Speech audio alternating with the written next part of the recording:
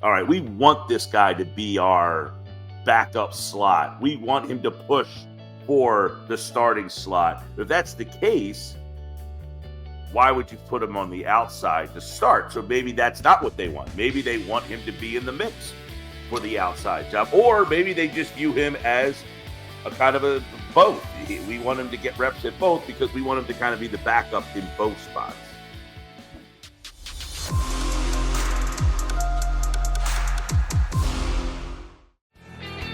Welcome back in, everybody. A Wednesday edition of Birds 365, joined now by Mike Gill of 97.3 ESPN down the shore. Mike, welcome to the show, man. How you doing?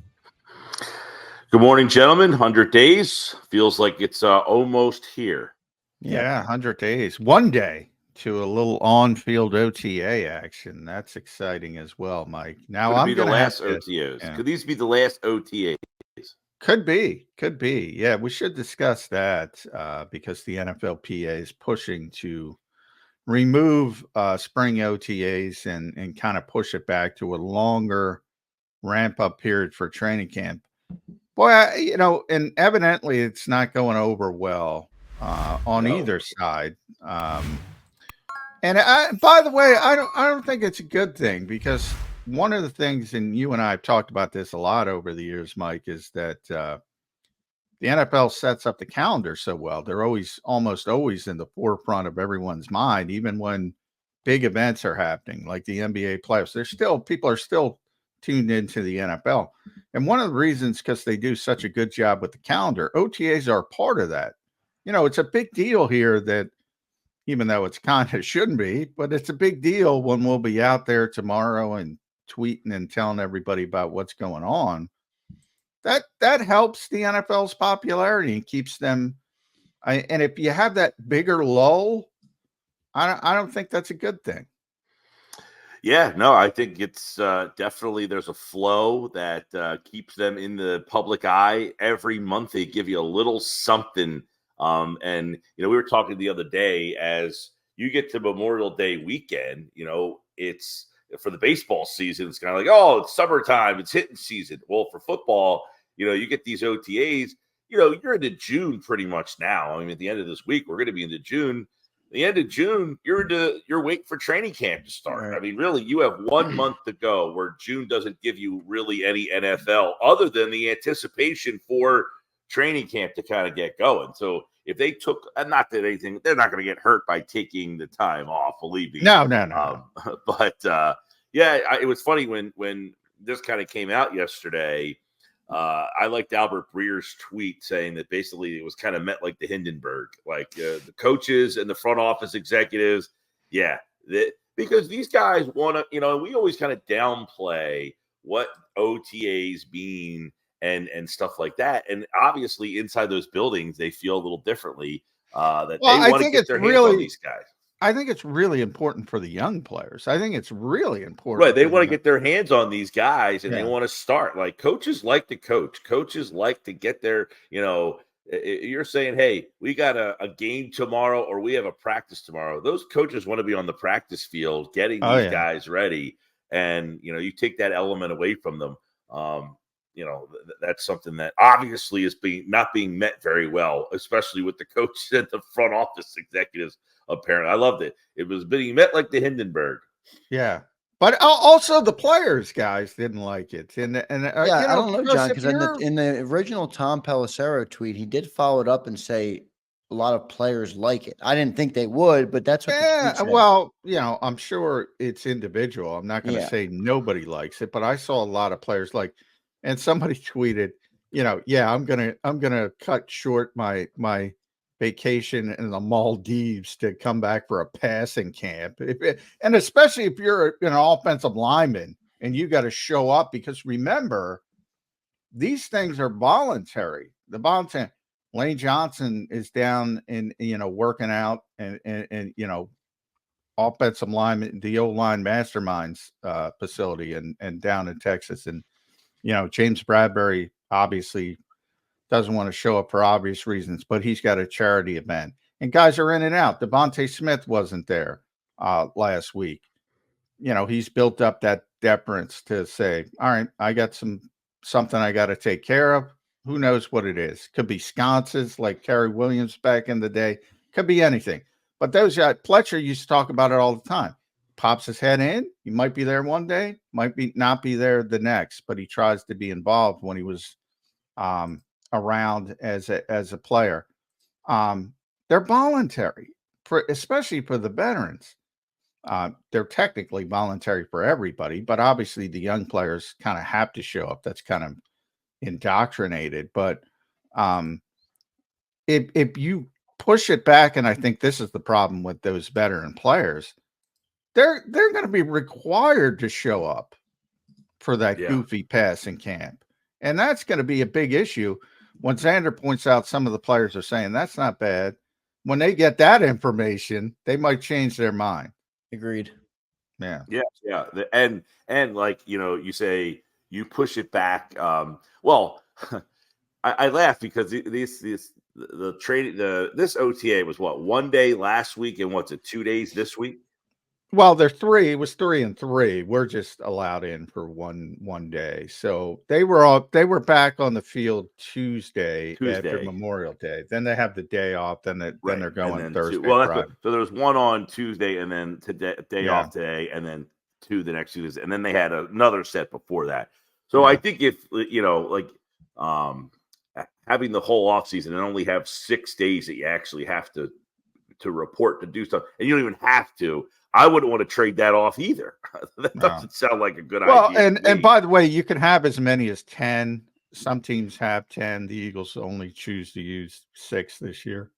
I don't know if the rookie minicamp was included in that proposal or whatever you want to call it, because I've always liked that. Like, you get drafted, it's not like, okay, go celebrate for a month. It's like you're at camp right away, which I've always liked. I don't know how much they learn from that, but I do like the fact that rookies get drafted and then boom, you're right to work the next week. Well, you look at every other league, not every other league, but like, for instance, one of the reasons we would talk about Caitlin Clark so much, she was just on the court a month ago playing in the national championship, and the WNBA has the benefit of her being right on the court a month later. That helped them a lot. The NBA has that rookie, those games out in the Vegas Summer League games. Yeah. So they get drafted, and a couple days, 2-3 weeks later, you get a chance to see those guys play. I mean, even in baseball, you get drafted, they're sending you to some sort of rookie. Now, you don't get to watch them, but to have the players who just get drafted immediately doing something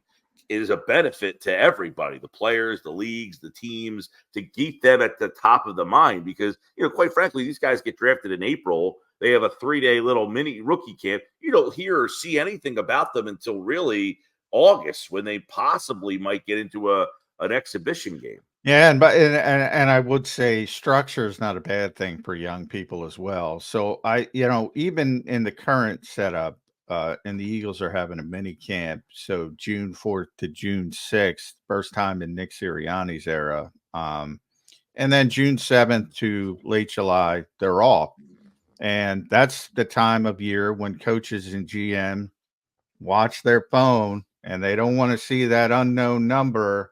And and they get the call that somebody somewhere is in trouble. Well, that was another thing that, I mentioned on my show yesterday, which is I'm assuming the players in front offices like the fact that they can have some sort of tabs on the players. You let them go for 2 months, they'll be watching that phone a little bit extra long.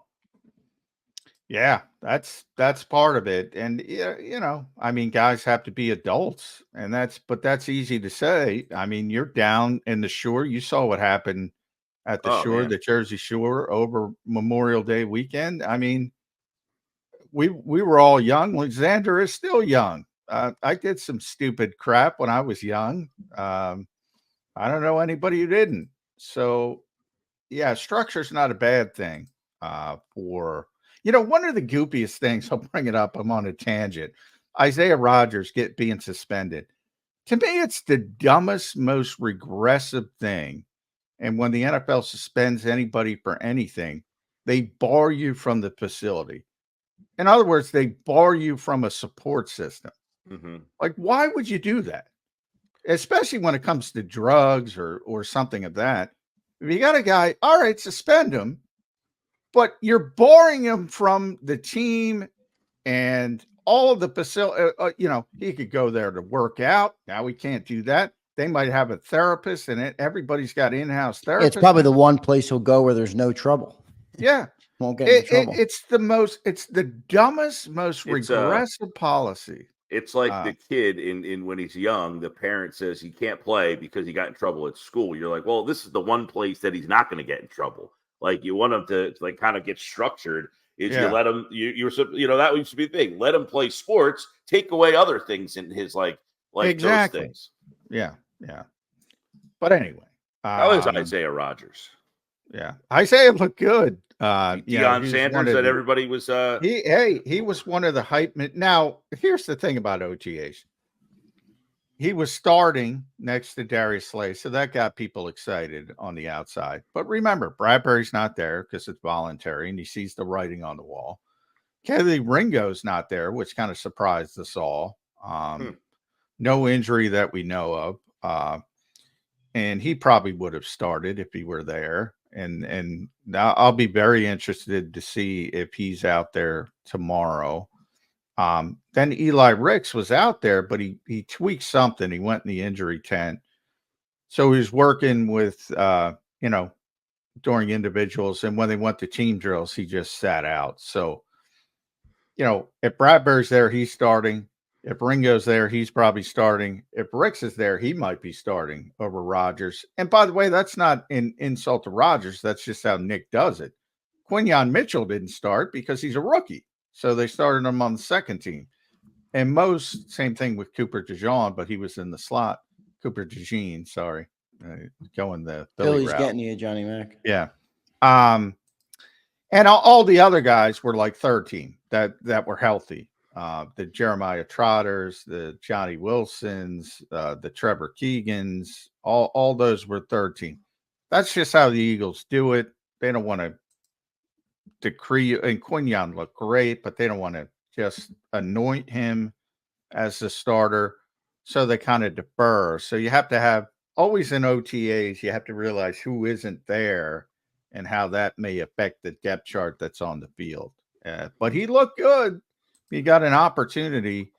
And the most impressive part, Mike, he hasn't been on a football field in over 500 days. Yeah. Well, and I guess the other question regarding that would turn out to be like, what are they going to do? I mean, is he only out there because of all those guys that you just mentioned? They're going to look at him in the slot at all? Does he not get that opportunity to take reps in the slot? Because obviously you would think they would want Mitchell or DeJean to win the outside job, or Ringo or Ricks. So where would Rodgers fall on that depth chart of who they want to play that position? Like, are you not giving him a fair shot at winning the slot job by putting him out there? Those are the kind of things I always think about in these. Like, where does the coaching staff want him to play? And do they want him to win a job, or do they just want him to be a depth piece? Yeah, I think the slot corner maybe past this year. He's a guy, he's only 26 years old. So as different as the cornerback room looks this year, it might look really different again next year. If Slay is gone, he's 33. Avonte Maddox might be out of there. Now you have Quinyon, you have Cooper DeJean, you have Isaiah Rodgers, assuming these guys pan out. We obviously don't know really about any of them. But I think maybe Isaiah strikes me as more of a preparation for the future type of move. I don't know if they'll keep him that long, but I do. He is young. He's 26 years old. So if he's showing signs already, maybe he could be someone that is either a long-term slot or even an outside guy. Yeah, well, and they have, now you have Quinyon, Cooper, Rodgers, Ricks, Ringo. There's just a lot of guys there. Still a lot of guys, yeah. Most of those guys project as outside guys. So if you're the coaching staff and it's like, hey, we have this guy, he didn't play at all last year, don't know, what do we want? What do we want him to be? Where do we project him in our minds of what we need and what we want him to be? I think that is the way coaches, generally would think is, all right, we want this guy to be our backup slot. We want him to push for the starting slot. If that's the case, why would you put him on the outside to start? So maybe that's not what they want. Maybe they want him to be in the mix for the outside job, or maybe they just view him as a kind of a both. We want him to get reps at both because we want him to kind of be the backup in both spots.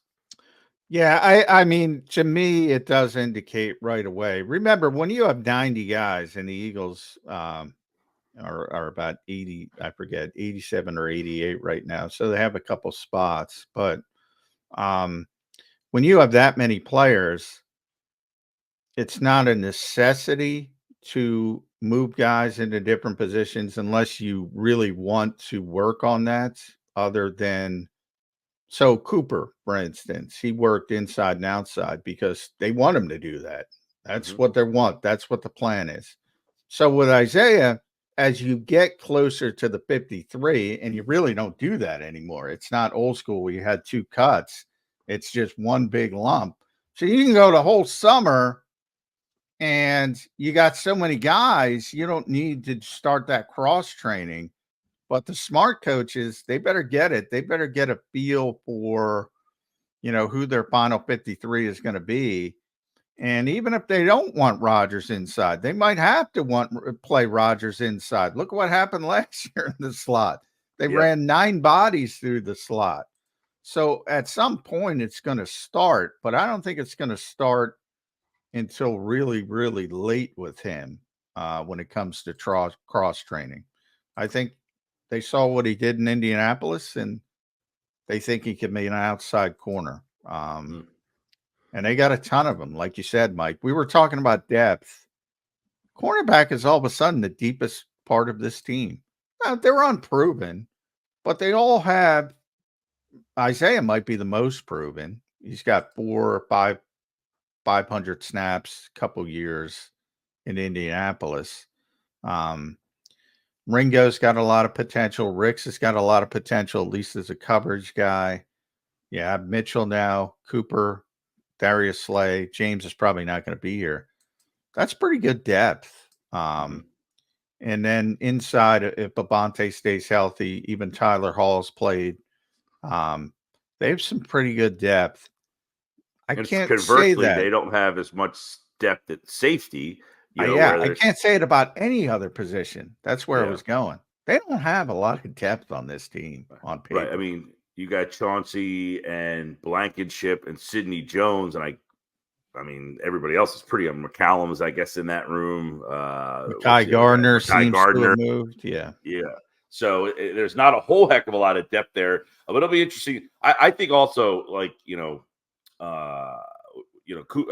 Chauncey Gardner-Johnson, the way that they end up using him, like, is he going to be kind of a guy that Vic Fangio's like, I could do a lot with this guy? The way he used Justin Simmons in Denver was, like something similar to that role. Like, does he have a guy on this roster that he feels like he can use in that way?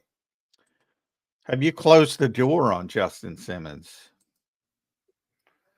No, never. Of course. I mean, he's still out there. You have Howie Roseman, and you get to camp and you start looking around and saying, we don't like what we have here, or we could use another body, or we can get him at the price we want. So the fact with Simmons is that he's played for Fangio. That's a different piece here, is that he would come into a situation in a defense or not a situation, but the defense that he would feel pretty comfortable in with the terminology right away. It wouldn't be like a Kevin Byard situation. Not that like, you get to training camp, but Byard comes in the middle of the season and doesn't really know the defense, and that could have been part of the reason why he struggled a little bit. That wouldn't be the case with a veteran like Simmons. And if Howie thinks he can get him at that price, especially, on the terms that they want, that wouldn't floor me in the least bit if they brought him in. Yeah, I mean, and look at the safety position. You got CJ GJ, who's missed plenty of games the last 2 years. Reed Blankenship missed games. Sidney Brown got injured last year, his rookie year. And then the guy they moved over from slot corner was Avonte Maddox. We all know his injury history. So really, that's a room you're going to need to stay healthy, or you're going to need more depth at. And I think Justin Simmons would be a good fit. Yeah, the injury point's a good one, is that Chauncey Gardner-Johnson, he missed all but 3 games last year. Yeah. He missed, 6 games for you the year before. Yep. And he's an impact player. If you lost a player of that impact, they don't have anybody close. And Sidney Brown is another guy who they might be kind of he's just a high energy guy all over the field. He's coming off an ACL injury, so you don't know what kind of impact he's going to make when he gets back. So bringing a more a veteran safety in that could step right in would certainly be something that wouldn't surprise me at all, especially one who has played for Vic. You know, we were talking about injuries before you came on, Mike, and there's I always say you can't legislate injuries, so it's a waste of time to try from my standpoint. But I do harken back to what Vic said, Vic Fangio, during his press conference, and he said he was asked about how players have changed, and you deal with youth players on a baseball level. And he said the players haven't changed, the people around him have changed. Yeah. And I brought up Kelsey and I brought up Demario Davis because he's one of my favorite players. And I mentioned the Xander. Somebody tweeted out he's played 98 straight games at linebacker in the NFL, which is a really physical, difficult position, obviously, to stay on. And he's 35 years old. And he's 35 years old. Pretty incredible. So anyway, my point was, if you've watched Kelsey over the past number of years, and people don't get to see him behind the scenes, like he ain't healthy. I mean, he's got to tape up that damn elbow, like I said, like he's a stormtrooper, just to get through practice. And he played all those games in a row. And I'm thinking to myself, if that were Cam Jurgens and he had that elbow, the Eagles would shut him down and say, you can't play. It's and it might not even be Cam Jurgens' fault. He might want to play through it. Now, torn ACL is a torn ACL. There's nothing you can do. There's some lacerated kidney with CJ. Nothing you can do about it.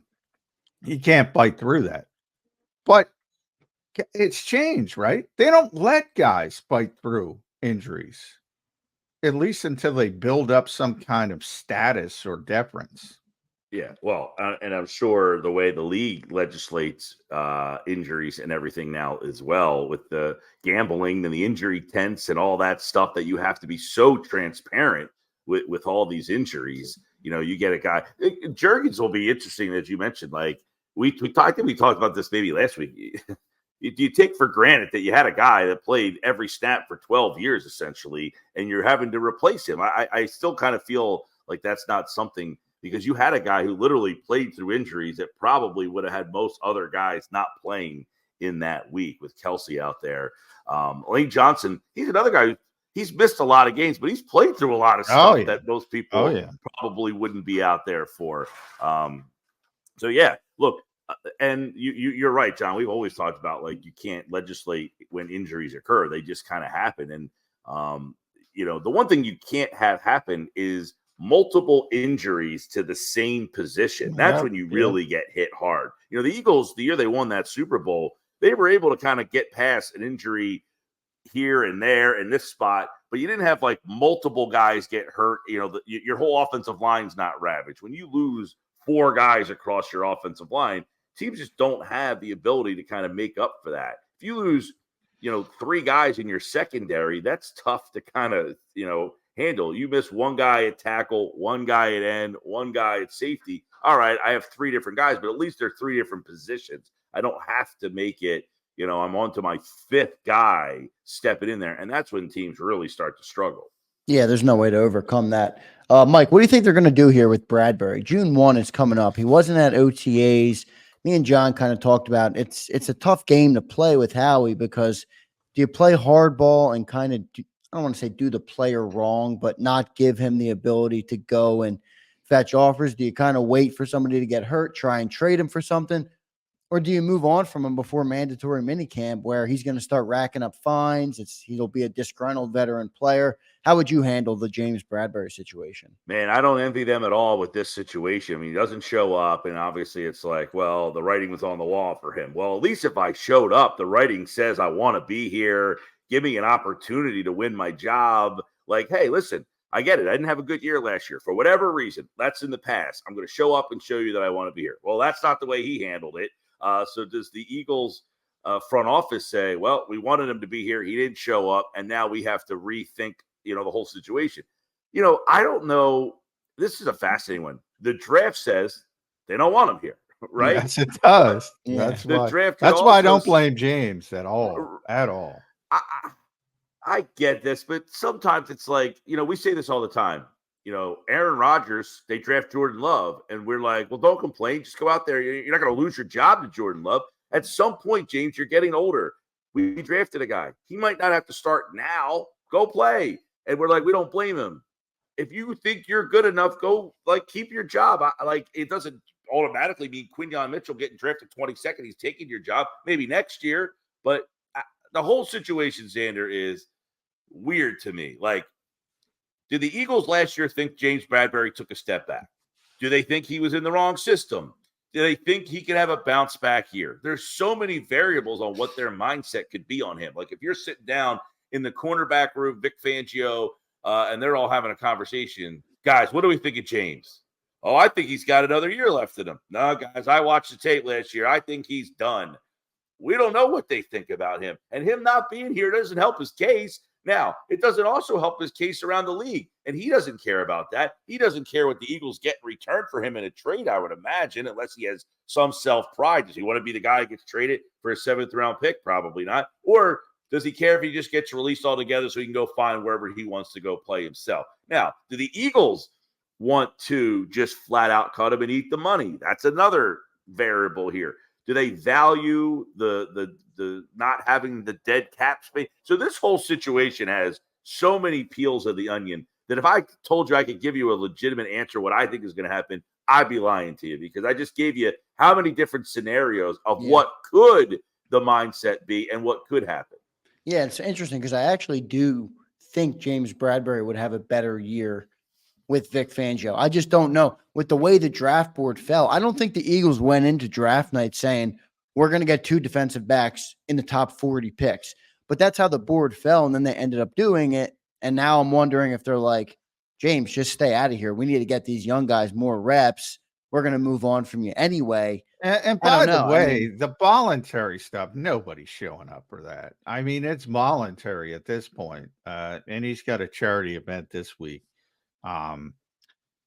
Yeah, I mean, that's not an issue at all. The issue becomes June 4th through June 6th when it's mandatory. And if he doesn't show up, and by the way, he might show up. I mean, he's a very professional player. Yeah. And he might show up and he might be the good citizen. But as I kind of said, look, the draft tells you. I had those discussions and I said, Mike, I would love to see. I think James Bradbury would have a bounce back year under Vic Fangio because Vic will use him correctly.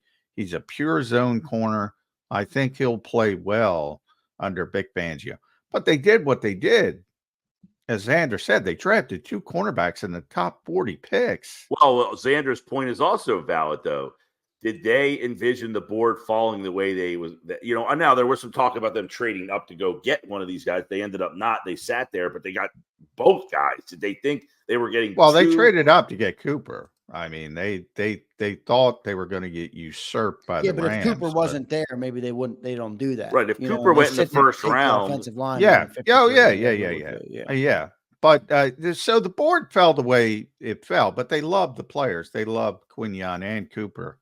And the writing is on the wall for better or for worse.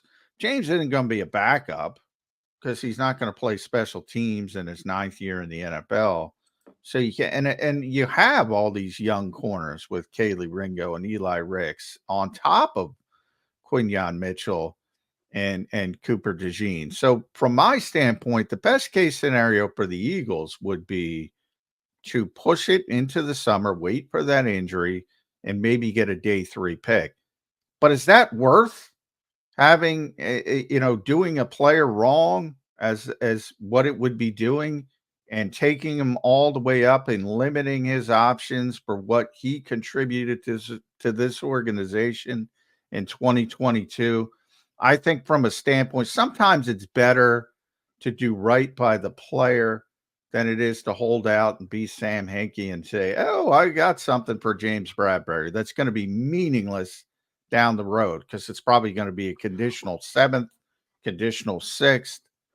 Who cares? It's just so clouds the situation because of the amount of bodies they have in that room that they probably think can play. Like, it's a different situation if they don't have Ricks and Ringo and obviously they drafted 2. You got 4 Rodgers. You got 5 guys who I'm sure the Eagles would say we feel somewhat comfortable playing them on the outside there. That's before you say, and James Bradbury might be the best of them, and he's the 6th guy. Now, again, I don't want to be people saying that James Bradbury is not better than this guy. We don't know. He might be cooked, or he might have been in the wrong system, had a bad year. A lot of reports say, he didn't like the system, or I don't want to say him, but somebody in the secondary didn't talk to the coach. I would imagine it was him. He didn't seem to be didn't seem to play very well in that system. He didn't seem to like it very much. So if he's used better, I agree with you, John. I think there's probably more they could get out of him. So do you just flat out cut him and say, look, we're just going to move on? Do you try to trade him? The whole situation is definitely – now, I don't envision James doing sit-ups in his driveway. I think he's an interesting guy. He's a nice guy. He's a super nice guy. So does he show up and just do his job and wait to see what happens, what his fate is? I think this will be an interesting thing to see how it all plays out.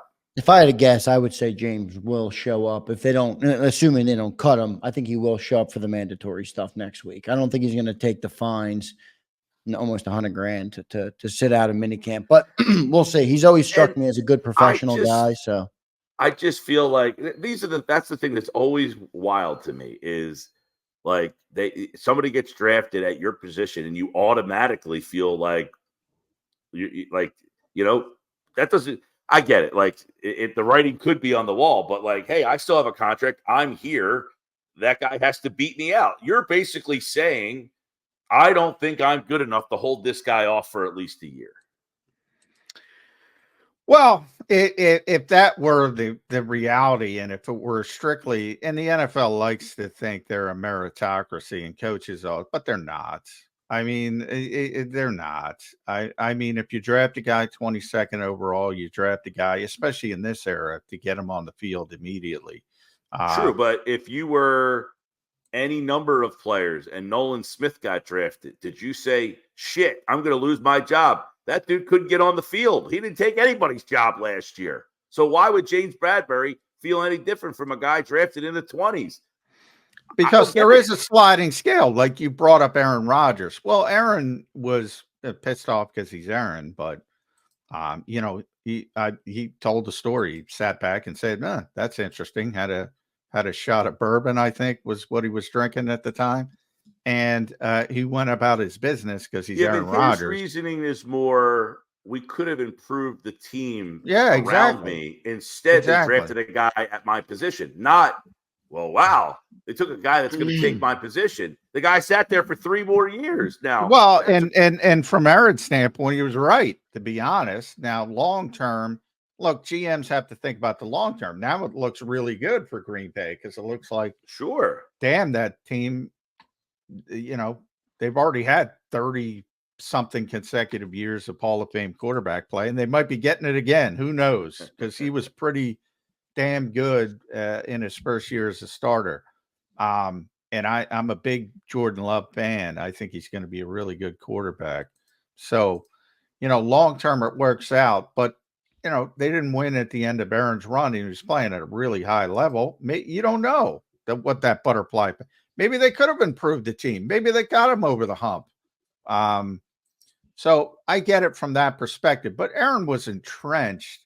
James knows we can all talk about the that kind of stuff. Oh, go out and beat him out, and that's fine from a band standpoint and mentality. It's not real. It's not real. Well, James can't do anything. Though, if you have a guy making the money that Bradbury does, are you inclined? Well, first off, are you inclined to just cut him? That would be number one. Number two, are you inclined to bench him? Like, you didn't win the job. That's a tough thing to do too. You're making that kind of money. It's hard for the team to justify not playing him. So you would have to really stink, I think, to say you got beat out.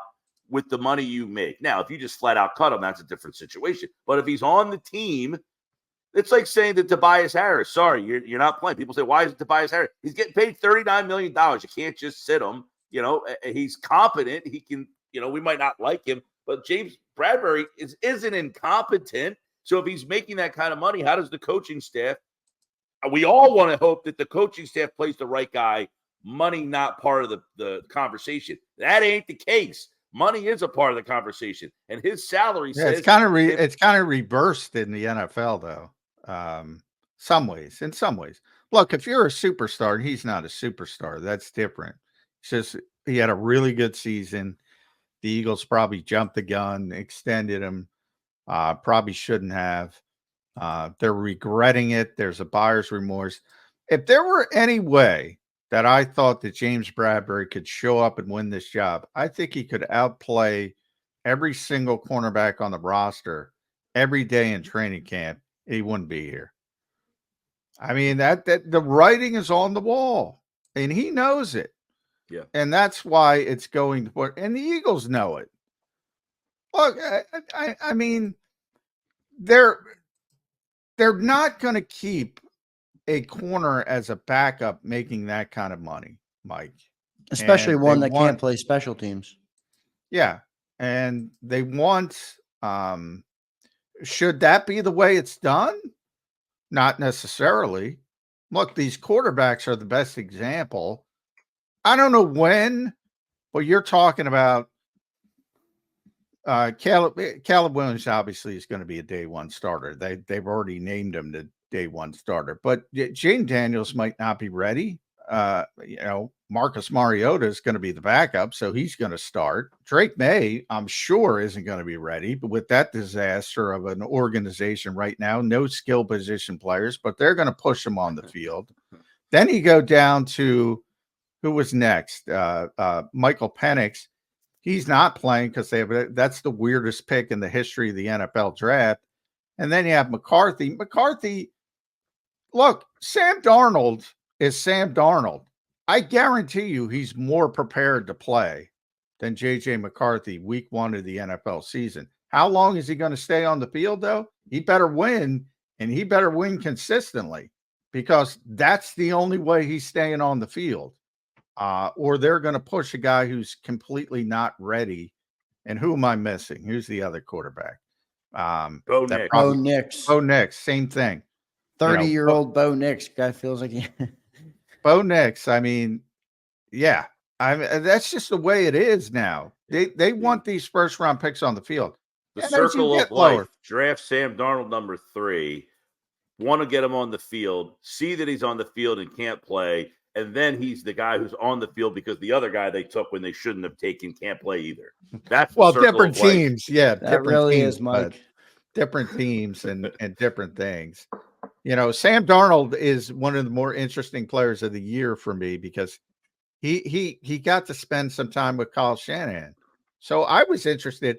I thought Kyle might wake up one day because of the way Kyle is and say, you know what? This guy's got way more talent than Brock Purdy. I thought there was a chance early in that process because remember, Brock was coming off the elbow injury where Hassan Reddick almost killed him.